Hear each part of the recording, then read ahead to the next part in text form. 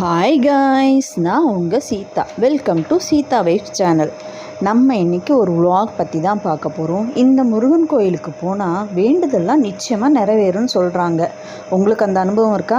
கண்டிப்பாக எங்களுக்கு அந்த அனுபவம் இருக்குது. நாங்கள் வேண்டினது நிறைவேறினதுனால மறுபடியும் கோயிலை போய் தரிசிக்கலாம் அப்படின்னு சொல்லிட்டு போயிருக்கோம்.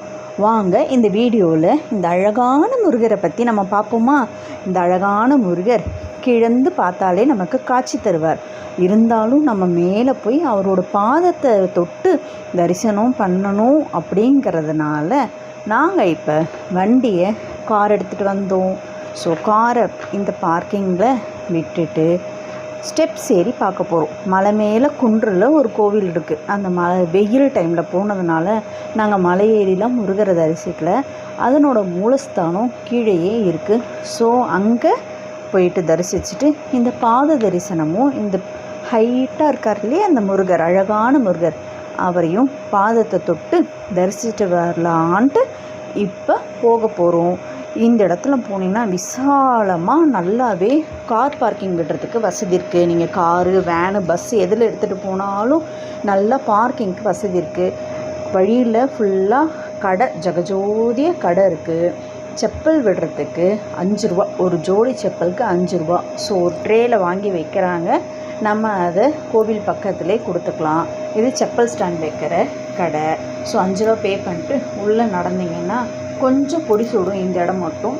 இதுக்கப்புறம் உள்ளே ஃபுல்லாக இந்த மாதிரி கார்பெட் போட்டிருக்காங்க. அதுக்கப்புறம் டென்ட்டு போட்டு நம்ம அப்படியே கோயிலுக்கு செல்லும்படியும் போடுறாங்க. அது வெளியெல்லாம் கூட நிறையா கடைகணி இருக்குது. அப்படியே பார்த்துட்டே போங்க. வரும்போது என்ன வேணுமோ வாங்கிக்கலாம். போகும்போதே லக்கேஜை தூக்கிட்டு போக வேணாம். ஓகேவா?